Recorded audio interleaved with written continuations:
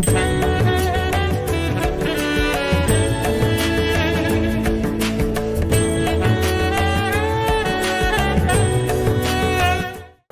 இயேசு நாமத்தில் இந்த அருமையான நாளுக்காக கர்த்தரை துதிக்கிறேன். ஜாய் டிவியின் மூலயமா மறுபடியுமாக உங்களை சந்திப்பதில் ரொம்ப சந்தோஷம். கர்த்தரின் ஆதாரம்ன்ற நிகழ்ச்சியின் மூலமாக மறுபடியும் இன்னொரு பகுதியில் நம்ம பார்க்க ஆரம்பிக்க போகிறோம்.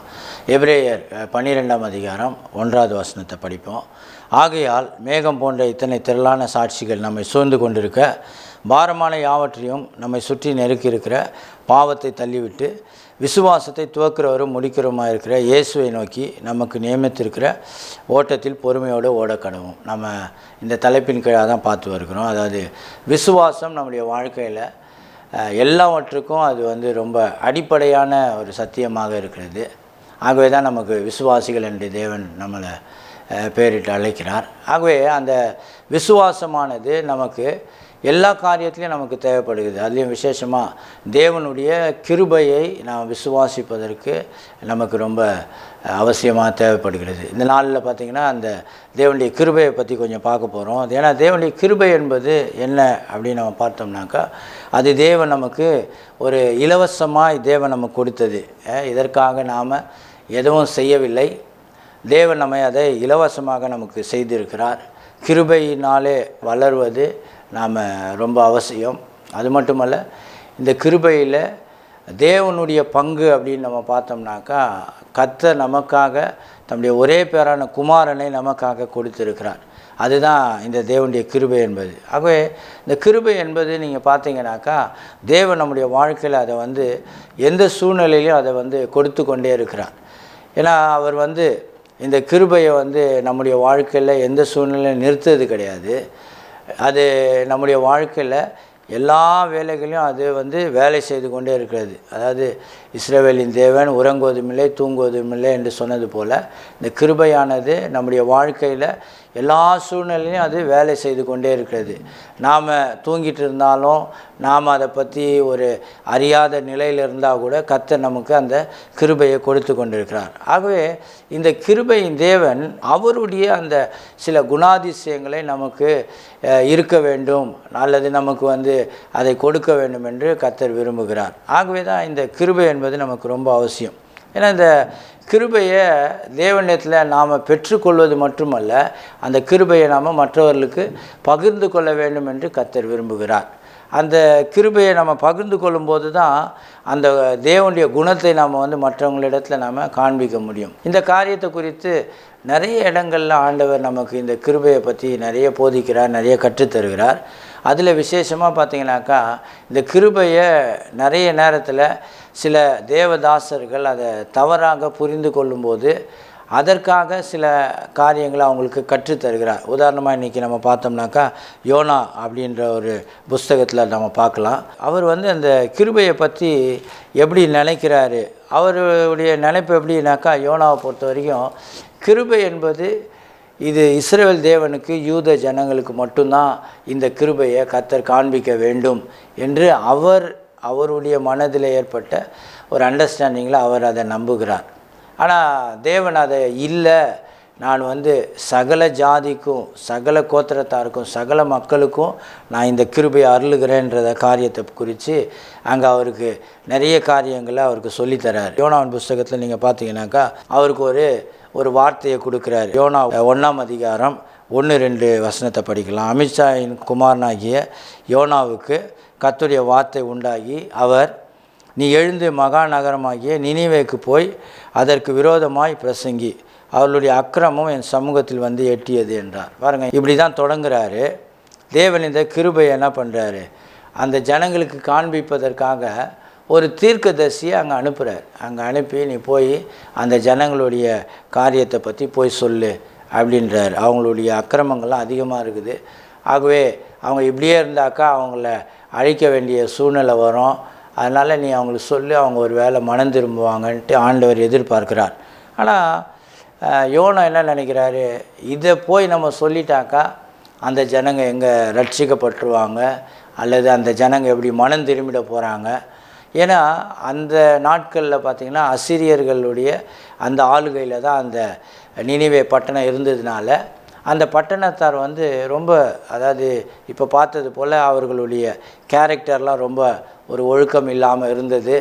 அது மட்டும் இல்லை, அதை நடத்தின ஆட்சியாளர்கள் அவங்க பார்த்திங்கன்னா ரொம்ப கொடுமையானவர்களாக எல்லா இடத்துலையும் போய் அவங்களெல்லாம் ஜெயிச்சு அவங்கள கொண்டு வந்து அவங்கள கொடுமைப்படுத்துது, இப்படியெல்லாம் இருந்ததுனால அந்த தேசத்தை குறித்து ஒரு தவறான எண்ணம் யோனாவுக்குள்ளே இருந்தது. இப்படிப்பட்ட துன்மார்க்கம், ஒழுக்கக்கேடு, இப்படிப்பட்ட வாழ்ந்துன்னு இருக்கிற அந்த மனுஷங்களை போய் எதுக்கு போய் ஆண்டவர் காப்பாற்றணுன்ட்டு அவர் நினைக்கிறார் பாருங்கள். அப்போது தேவனுடைய பார்வைக்கும் நம்மளுடைய பார்வைக்கும் நிறைய வித்தியாசம் இருக்கிறது.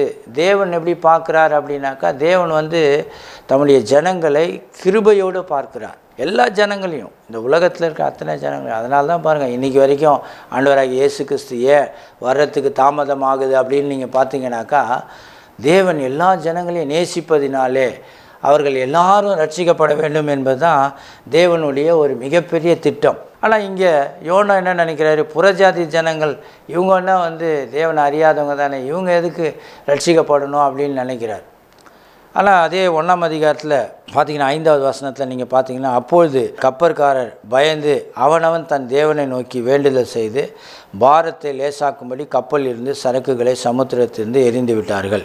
யோனாவென்றால் கப்பலின் கீழ்த்தட்டில் இறங்கி போய் படுத்துக்கொண்டு அயர்ந்த நித்திரை பண்ணினான். இங்கே பார்க்கும்போது எப்படி அதுனாக்கா, அதாவது தேவனை நம்பாதவர்கள் அங்கே ஜெபம் பண்ணிகிட்ருக்காங்க. தேவனை நம்புகிற ஒரு தீர்க்கதரிசி அவர் பாருங்கள், அவர் போய் அயர்ந்த நித்திரை பண்ணிகிட்ருக்கிறார். பாருங்கள், ஜெபம் கிறிஸ்தவர்களுடைய வாழ்க்கையில் ரொம்ப அவசியம் என்பதை இந்த இடத்துல இந்த வேதம் நமக்கு வலியுறுத்துகிறது. ஏன்னா ஜெபிக்க வேண்டிய நேரத்தில் ஜெபிக்கலைன்னா ஜெபிக்கிறதுக்கு கூட நமக்கு நேரமே கிடைக்காதான். அதை நம்ம இங்கே காரியத்தில் புரிந்து கொள்ளலாம். பாருங்கள், இங்கே யோனா ஜெபிக்க வேண்டிய நேரத்தில் நல்லா படுத்து அயர்ந்த நித்திரை பண்ணிகிட்டு இருக்கிறாருன்னு சொல்லுது.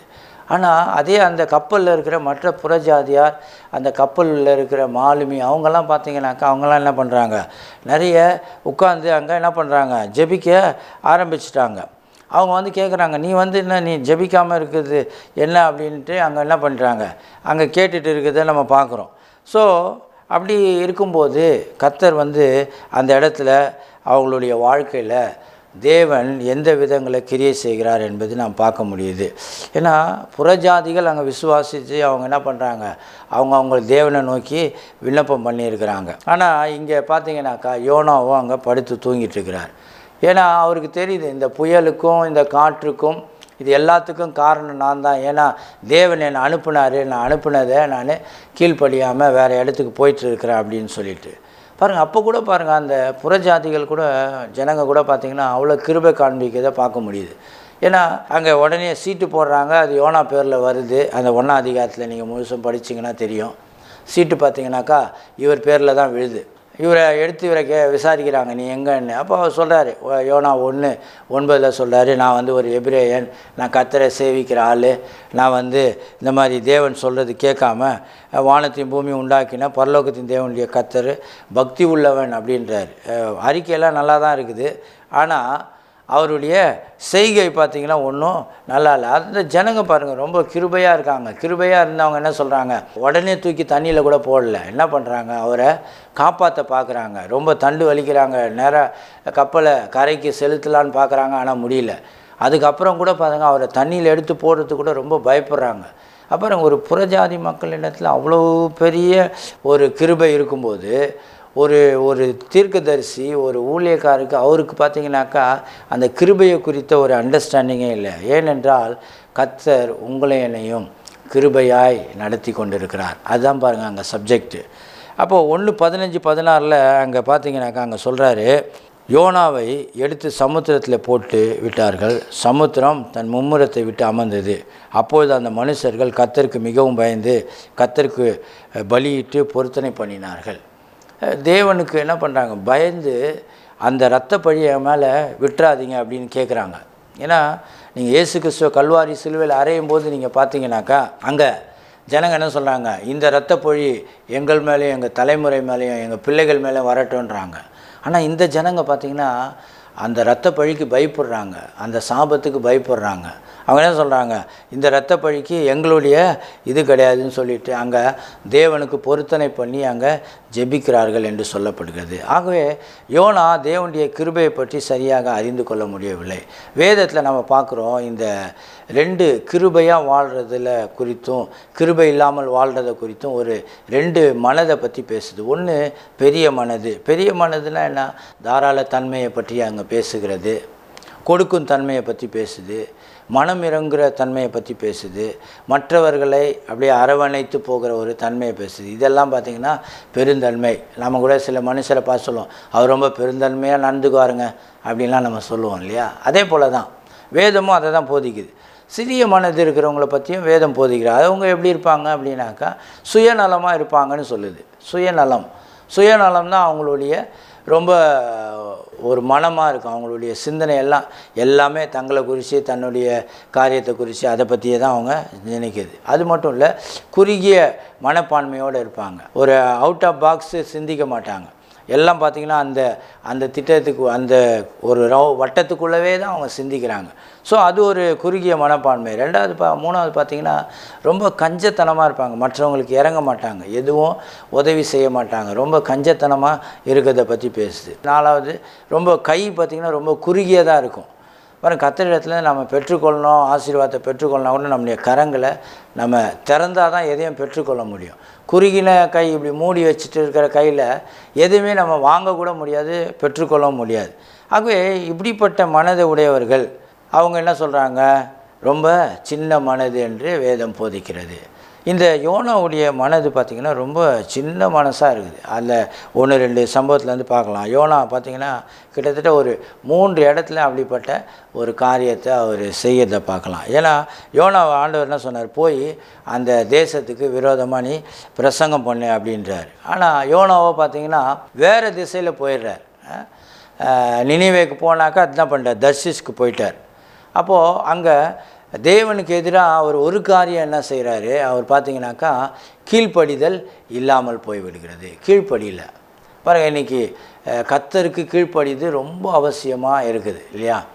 இன்றைக்கி நம்ம நிறைய நம்முடைய வாழ்க்கையில் அந்த கீழ்ப்படிதல் இல்லாததுனால தான் நிறைய காரியங்களை நம்மளால் என்ன பண்ண முடியல, சரியாக செய்ய முடியல. நம்ம குடும்பத்தில் இருக்கலாம், நம்முடைய வேலையில், எதிர்காலத்தில், நம்முடைய பிள்ளைகள் வாழ்க்கையில், படிப்பில், திருமணம் பற்றி சிந்திக்கிறது, திருமண வாழ்க்கையை பற்றி சூஸ் பண்ணுறதில்ல, இல்லை எல்லாத்துலேயும் தேவனுக்கு நம்ம சில நேரத்தில் கீழ்ப்படியாததுனால வேறு எங்கெங்கேயோ போய் நம்ம பல சிக்கலில் போய் நம்ம சிக்கிக்கொள்கிறோம்.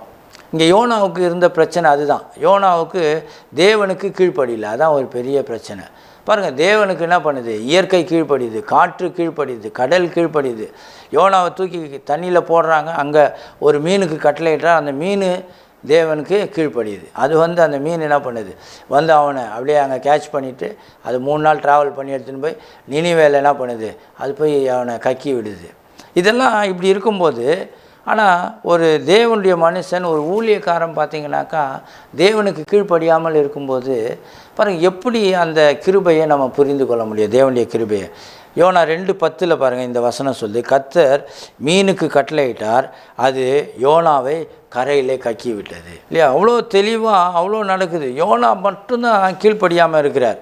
ஏன்னாக்கா அவர் பாருங்கள், அவருக்கு ரொம்ப ஒரு தேவனிடத்தில் ஒரு பெரிய ஒரு பிரச்சனையாக இருக்குது. அவருக்கு என்ன பிரச்சனைனாக்கா, எப்படி இந்த புறஜாதி ஜனங்களுக்காக ஆண்டவர் இதெல்லாம் செய்கிறாரு அப்படின்ற ஒரு பெரிய பிரச்சனை, பெரிய கோபம் அவருக்கு.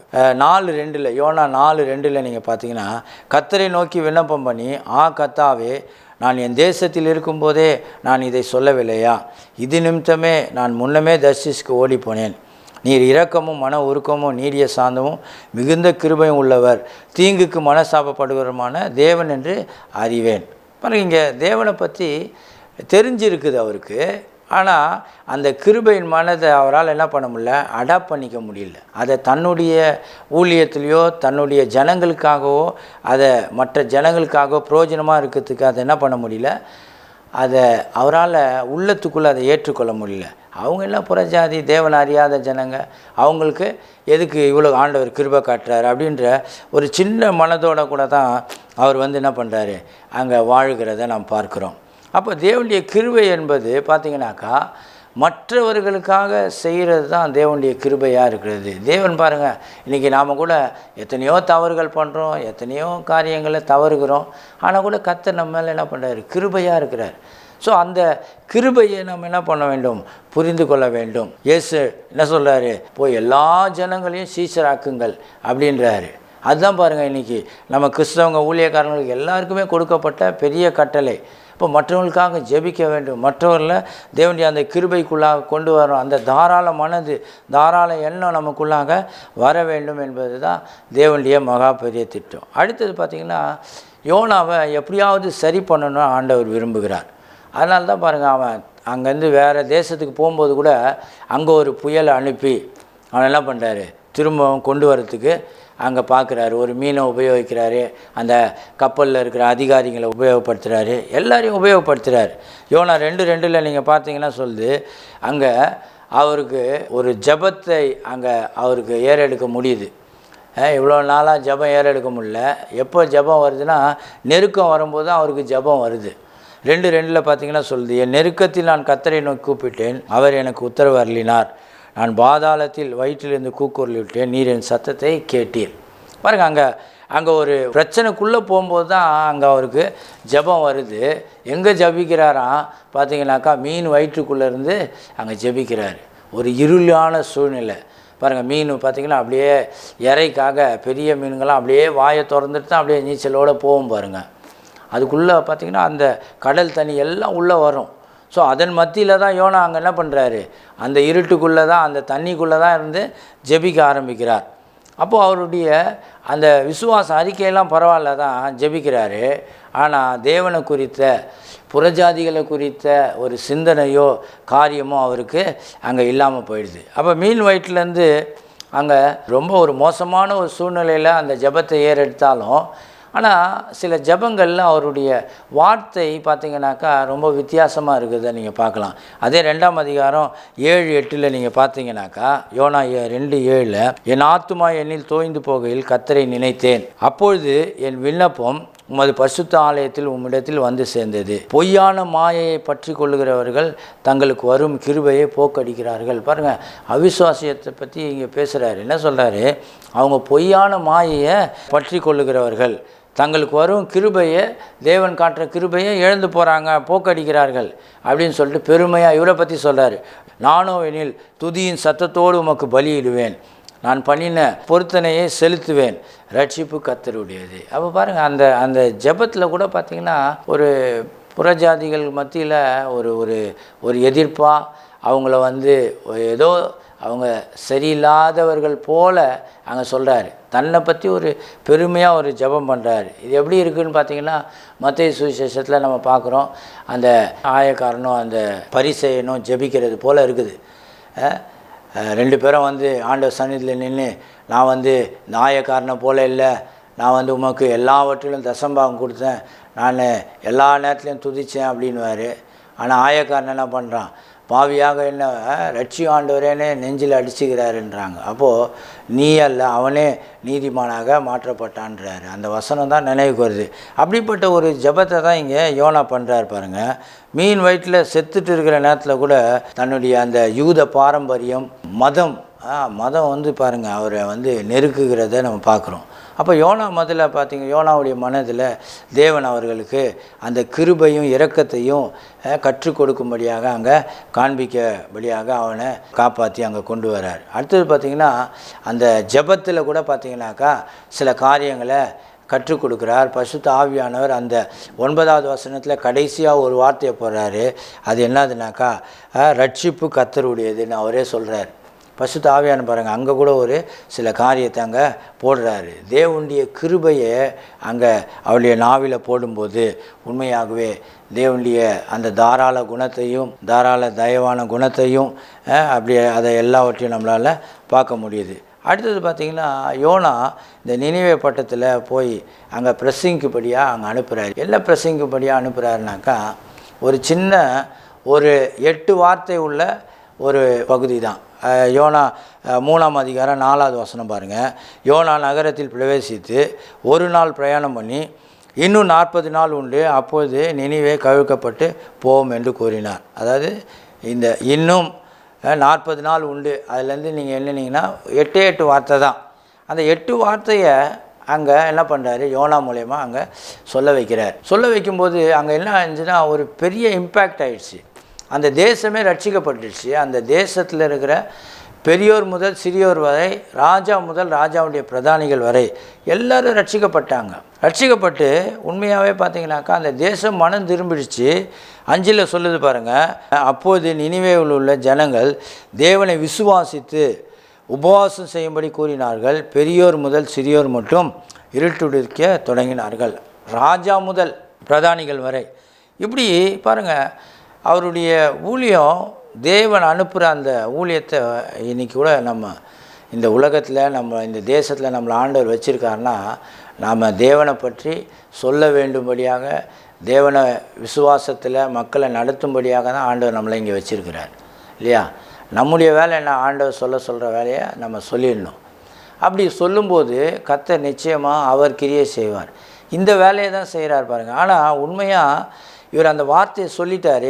அங்கே பெரிய மனம் திரும்புதல், பெரிய எழுப்புதல் எல்லாம் நடந்துடுச்சு.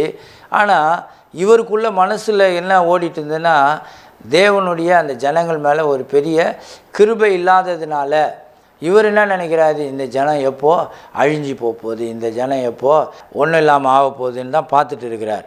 ஆனால் தேவன் பாருங்களேன், அந்த ஜனங்கள் மேலே அவ்வளவு கிருபை வச்சுருக்கதை பார்க்குறோம். 4ஆம் அதிகாரம் 11வது வசனத்தில் சொல்கிறாரு, வலது கைக்கும் இடது கைக்கும் வித்தியாசம் அறியாத 1,20,000 பேருக்கு அதிகமான மனுஷரும் அநேக மிருக ஜீவன்களும் இருக்கிற மகாநகரமாகிய நினிவேக்காக நான் பரிதபியாமல் இருப்பேனா அப்படின்றார். பாருங்க, கர்த்தர் நம்ம ஒவ்வொரு மேலும் அவ்வளவு பரிதாபப்படுகிறார், அவ்வளவு இரக்கம் காட்டுகிறார், அவ்வளவு கிருபையை பொழிகிறார். சொல்கிறார், ஒரு தேசம் அழியத்துக்கு நான் விட்டுருவேனா, அவ்வளவு மோசமான ஒரு சூழ்நிலையில் நான் இந்த தேசத்தை அனுப்பிடுவேனா அப்படின்றார் பாருங்கள் ஆண்டவர். அதாவது வலதுக்கும் இடதுக்கும் வித்தியாசம் இல்லாத அறியாத வேத வல்லுநர்கள் இதை சொல்லும்போது ஒருவேளை அங்கே இருந்த சின்ன பிள்ளைகளை பற்றி பேசுகிறார் போல் அப்படின்றாங்க. ஏன்னா நினிவே பட்டணம் 1,20,000 மக்கள் ஒண்டி இல்லை பட்டணம், பெரிய பட்டணம். அது அநேகர் வாழ்ந்திருப்பார்கள், கிட்டத்தட்ட 5 லட்சத்துக்கு அதிகமானவர்கள் வாழ்ந்திருப்பார்கள்ன்றாங்க. இதெல்லாம் நிறைய இருக்குது.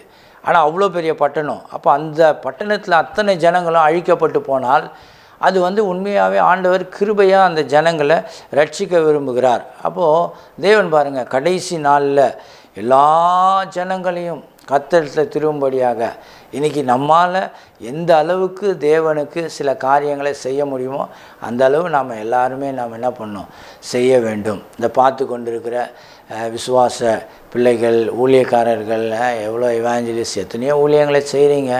நீங்கள் ஒரு காரியத்தை ஒண்டி செய்யுங்க. அது என்னன்னாக்கா, கர்த்தர் நல்லவர், கர்த்தர் நம்ம ஒவ்வொருவரையும் ரட்சிக்க வல்லவர் என்பதை நம்ம ஒவ்வொரு வேலையிலையும் நம்ம பதிவு பண்ண ரொம்ப முக்கியமாக இருக்குது. ஏன்னா ஆண்டவர் பாருங்கள், எந்த ஜனத்தையும் ஒரு அழிவுக்குள்ளாக நடத்துவது அவருடைய சித்தம் அல்ல. இன்னும் சொல்ல போனீங்கன்னா, யோனாவை அனுப்பி ஒரு ஊழியத்துக்கு அங்கே அனுப்பி அந்த ஊழியத்தை செய்ய வச்சதில் பாருங்கள் ஒரு பெரிய சக்ஸஸே நடந்துருக்குது, அத்தனை ஜனம் ரட்சிக்கப்பட்டிருக்குது. ஆனால் இவனுக்கு பாருங்கள் அந்த வெற்றியை தன்னால் எடுத்து கொண்டாட முடியாத ஒரு சூழ்நிலையில் இருக்கிறார். இவர் பாருங்கள் அந்த வெற்றியை தன்னுடையதாக கூட நினைக்க மாட்டார். அவர் என்ன நினைக்கிறாரு, எப்படி இந்த ஜனங்க மேலே ஆண்டவர் கிருபை காட்டுறாரு அப்படின்னு சொல்லிட்டு ஒரு கோபம் இருக்குதே தவிர, ஒரு கசப்பு இருக்குதே தவிர, அவர் இவ்வளோ ஜனங்க ரட்சிக்கப்பட்டாங்களேன்னு நினைக்கல. அதே யோனா 4:1 யோனாவுக்கு மிகவும் व्यसனமாக இருந்தது, அவன் கடும் கோபம் கொண்டு. 2 காரியத்தை பார்க்குறோம். ஒன்று, ரொம்ப व्यसனமாயிட்டாராம், கடும் கோபமாயிட்டாராம். ஏன் அப்படின்னாக்கா, அவருடைய ஊழியம் பார்த்திங்கனாக்கா ரொம்ப நல்லா தான் போயிட்டு இருந்தது. ஆனால் இவர் என்ன நினைக்கல, ரட்சிப்பை அவர்கள் என்ன பண்ணல, அவங்க விசுவாசிக்கலை.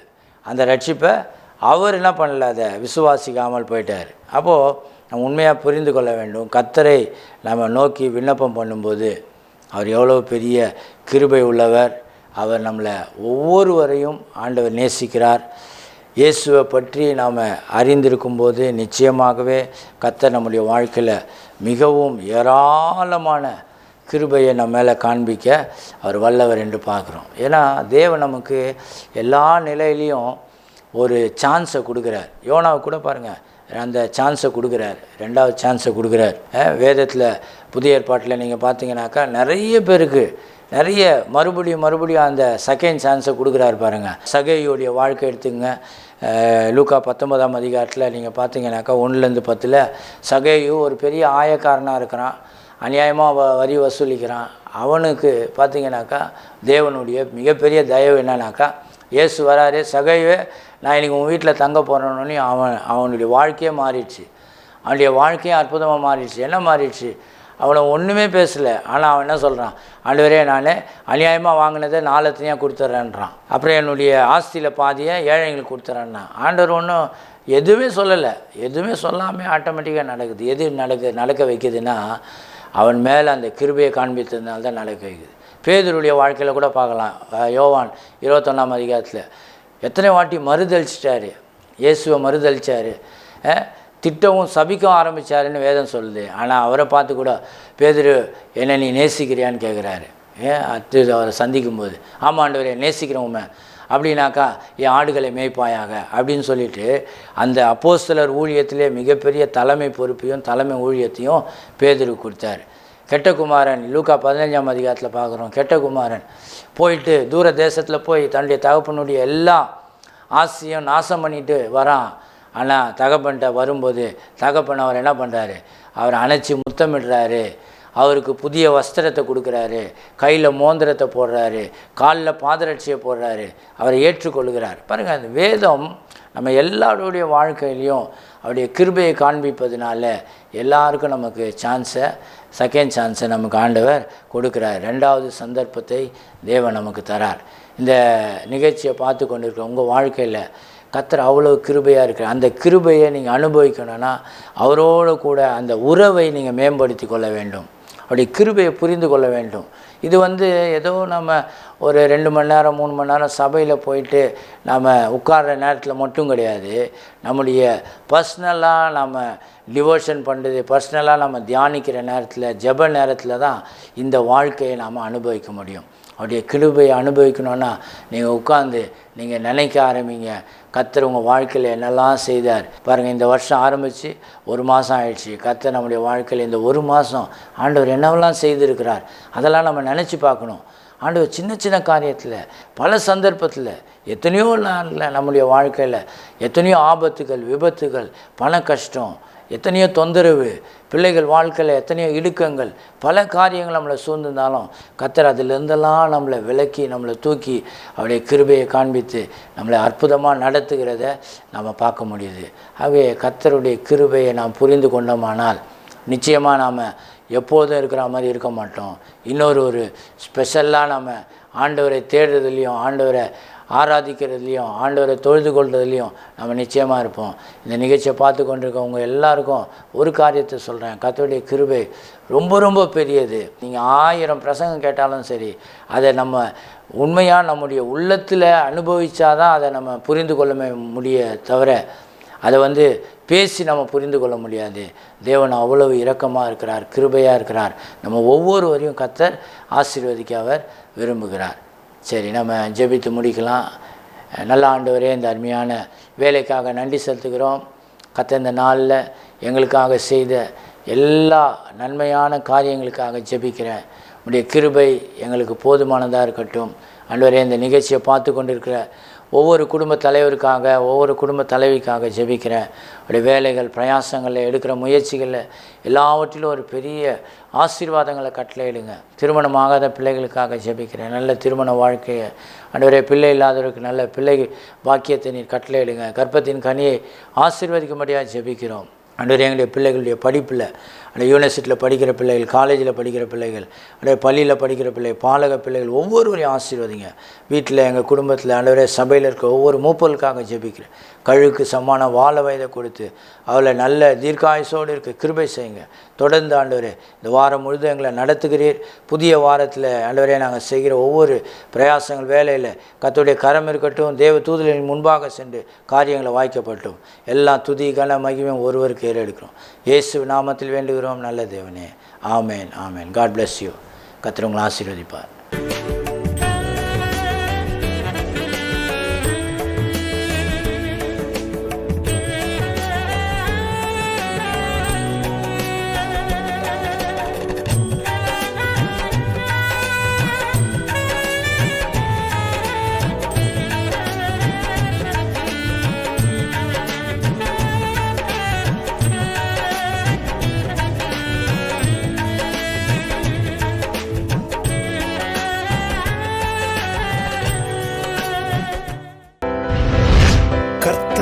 ஆசீர்வதிப்பாராக.